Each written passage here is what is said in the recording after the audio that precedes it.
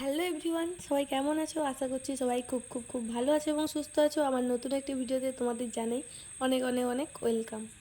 তো চলো, একটি বৃষ্টি ভেজা দিন থেকেই আমি আমার ভিডিওটা শুরু করছি।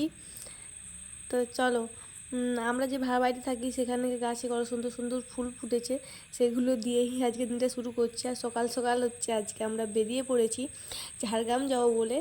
তো এইটা দেখো ডুলুং নদী, ডুলুং নদীর হচ্ছে ফেয়ারওয়েদার ব্রিজের উপর দিয়ে আমরা যাচ্ছি। তো এখন দেখো জলটা কিন্তু অনেক নিচে ছিল, বর্ষার কারণে জলটা মানে এতটা উপরে উঠে গেছে, মানে ব্রিজের উপরেও উঠে পড়ে, দেখতে কিন্তু আরও খুব সুন্দর লাগে।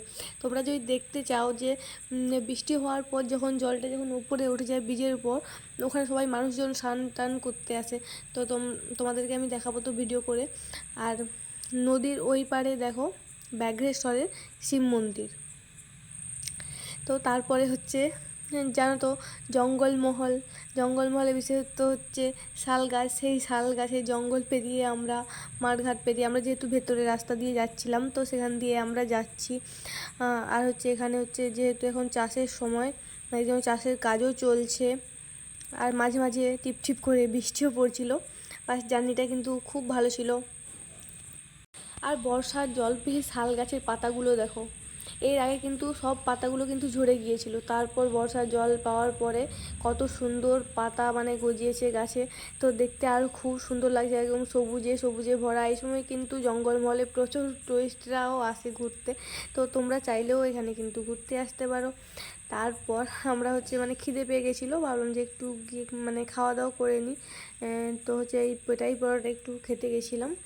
তো তারপর চলে গেছিলাম আমরা সিটি বাজার মেট্রোতে একটু ড্রেস কিনবো বলে। তো ওখানে গিয়ে আমার হাজব্যান্ড একটা ড্রেস কিনলো, তো আমার অতটাও পছন্দ হলো না, আর আমি সেই জন্য নিলাম না। তো তারপর ভাবছিলাম যে কোথায় যাব। তো তারপরে গেছিলাম হচ্ছে বিশালে গেছিলাম। তো বিশালে গিয়ে ওই দুটো ড্রেস পছন্দ হলো, তো ওটা নিয়েছিলাম। তো ওখান থেকে বেরোনোর পরে খিদে পেয়ে গেছিলো, প্রায় 12টা বেজে গেছিলো, তাই ভাবলাম যে খেয়ে নিই। খাওয়া দাওয়ার পরে সে বানজারা থেকে খেয়ে তারপর বেরিয়ে চলেছিলাম এই যে স্মার্ট বাজারে, কারণ এখানে অনেকটাই সময় লাগবে। এখানে আমাদের অনেক কিছু কেনাকাটা করার থাকে, কারণ আমরা মানে মান্থলি যে যা কিছু কেনাকাটা করার ওখান থেকেই আমরা করে নিই।